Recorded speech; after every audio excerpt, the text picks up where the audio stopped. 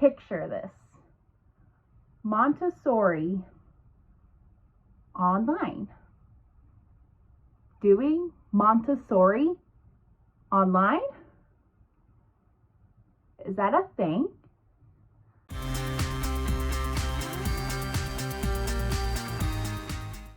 Hello everyone, welcome to my channel. My name is Kelsey and I created this channel to vlog about my life as a full-time online teacher.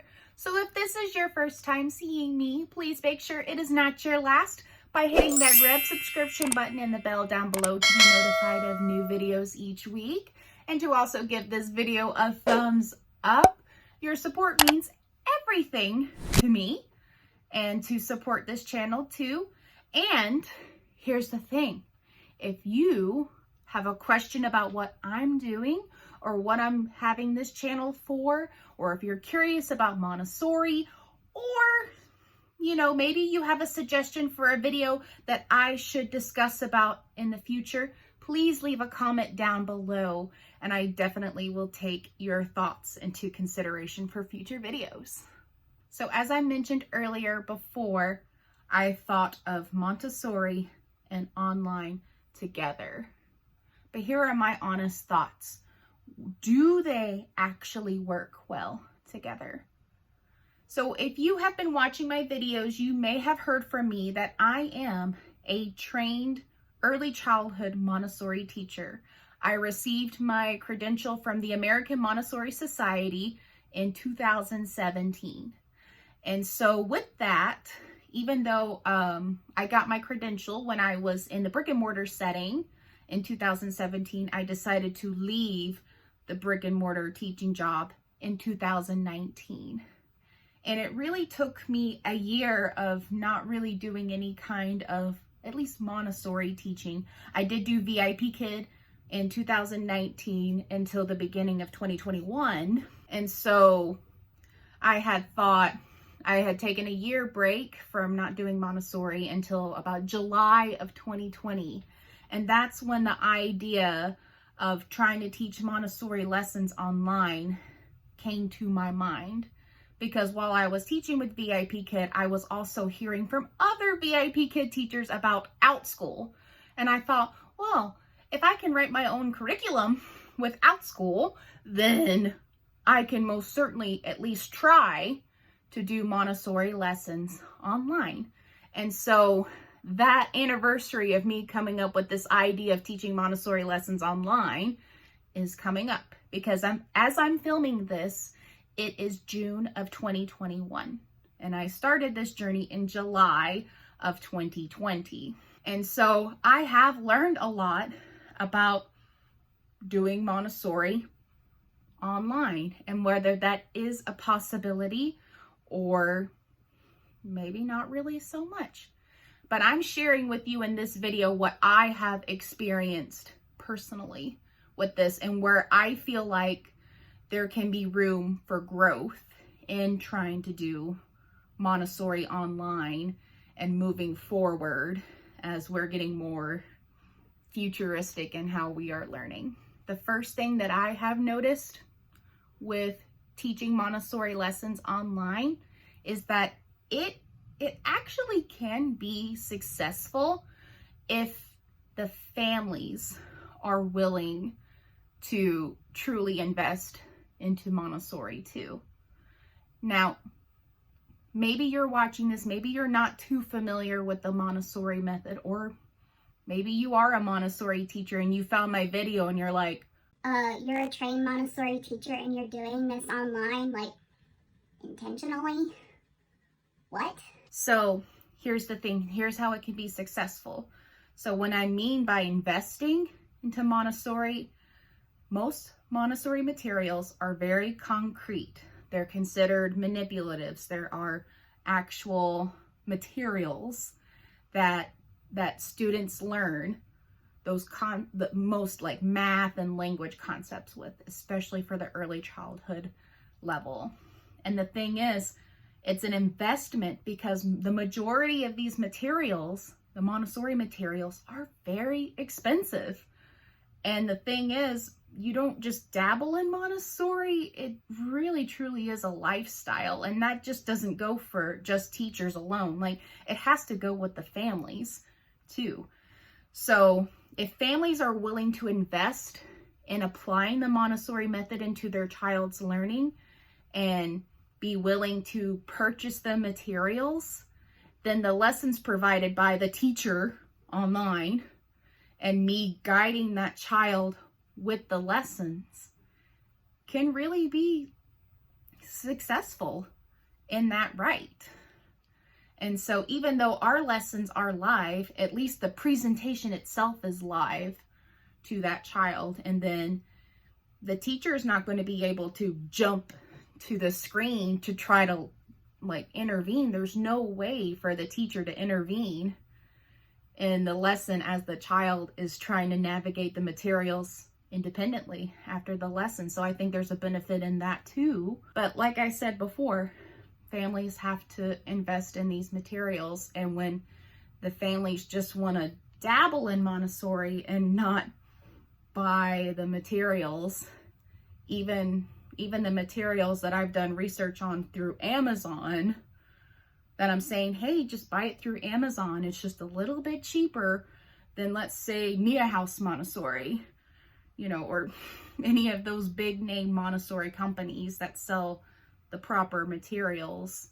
Any of the affiliate links that I have on the materials are going to be down in the description box too, if you're curious about Montessori and some of those materials. So that's where it can be successful, is if families are willing to invest in those materials, because otherwise, when you just sit in for the lesson, especially like for the group lessons that I have, and you don't have, let's say, the puzzle map, the world puzzle map to go with it, then it's going to be confusing for that learner, especially if they have like a completely different map than the Montessori world puzzle map, because in the world puzzle map, Africa is green, and let's say your map, Africa is yellow. So that can be really confusing and not consistent with your child learning the names of the continents successfully. So there's something to be said for buying the material, so at least that approach is hands-on if you are choosing to not go back into a brick and mortar Montessori setting. So with that being said, that doesn't mean that I'm opposed of children going back into Montessori schools. I think, that's the second thing that I want to point out, is I think it's great when children do go back to the brick and mortar Montessori setting, so that they can have that relationship built with their teachers, and that they can also continue to build their relationships with their friends that they have at the school too. And so there is a benefit to going back to in-person learning, essentially. I just also think if you're willing to buy the materials, especially if you're doing homeschooling Montessori, that you have to invest in those materials to be successful in learning the lessons online, as opposed to just taking the class online and then it's just a one-time thing. And then if you don't have the materials, there's no way for your child to have a way to continue practicing what they have just learned in the lesson. So then essentially, if they have no way to practice what they've just learned, then they're going to go back to square one in learning about the continents, or learning about math concepts, or learning about the geometric solids, whatever that may be. And it's also more difficult for the teacher that's trying to teach online, because if you're not willing to invest in the materials, then the lesson's going to take a little bit longer on my end, because I have to find ways to be creative, for the sake of making sure there's a way for your child to learn that material in the most concrete way possible.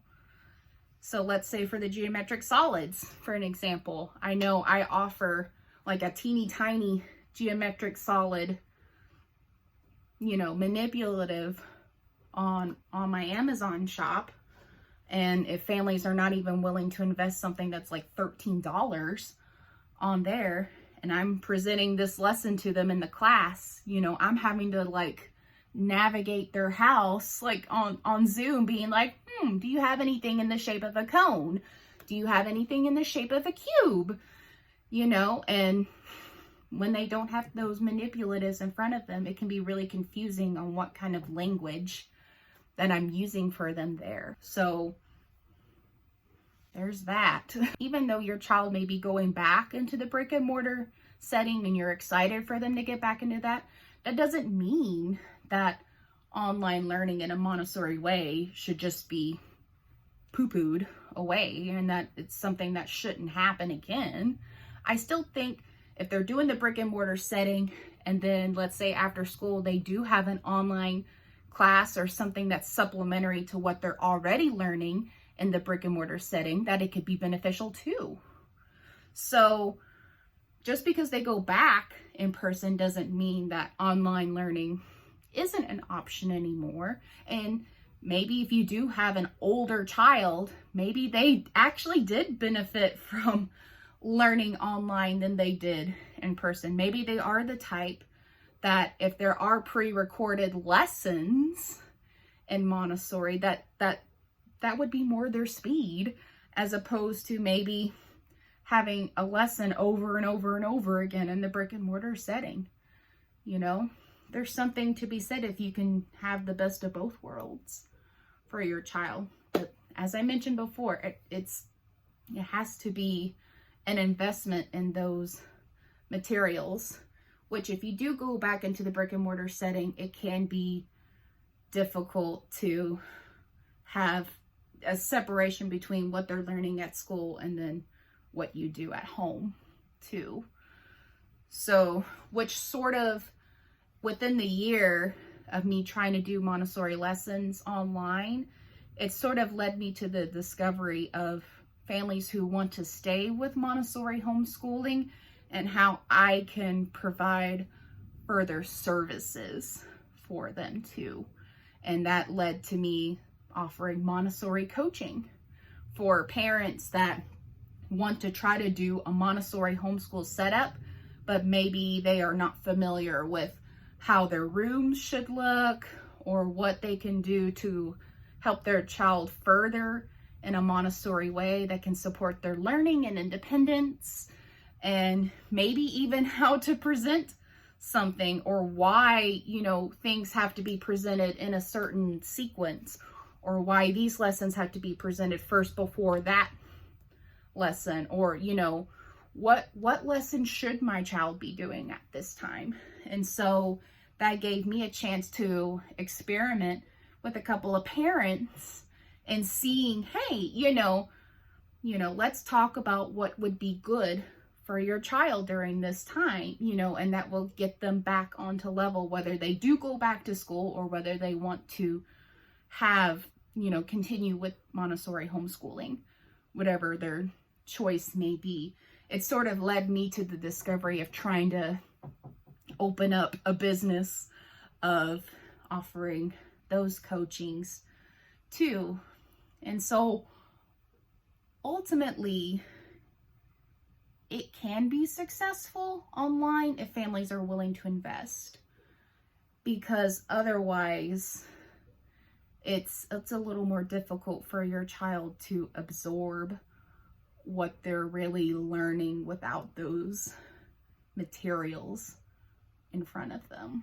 So basically, when it's all said and done, like, you have to invest in the Montessori method in order to make it successful, because otherwise you're signing up your child to just take a class because it has the word Montessori in it and making it fancy, you know, and it almost makes it seem like you're getting a lot of benefit out of it, but if your child is not willing to practice it further after the class, then there's not really much absorbed in their learning, essentially.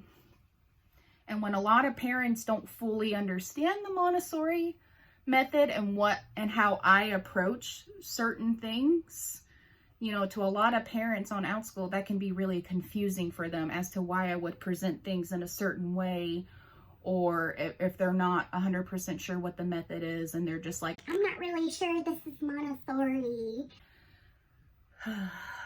So there's also that too, when there's a lot of parents that don't fully understand the method too, and the science behind it, and just realizing like I'm pretty much making myself my own guinea pig in this experiment, and not really giving me that much grace is really discouraging in what I'm trying to do. You know, I think it works for some families, and I think for other families, they're like, they need to be back in school, like real school, and not doing this online.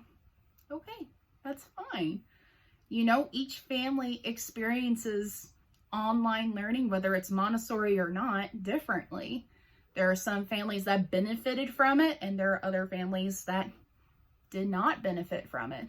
I do have another video where I talked about online learning and how it can still be beneficial even after your kids go back to in-person learning. So I'll make sure to leave that in the cards for you to watch later after this video. Hopefully you can hear my take on why I still feel like online learning could be beneficial still.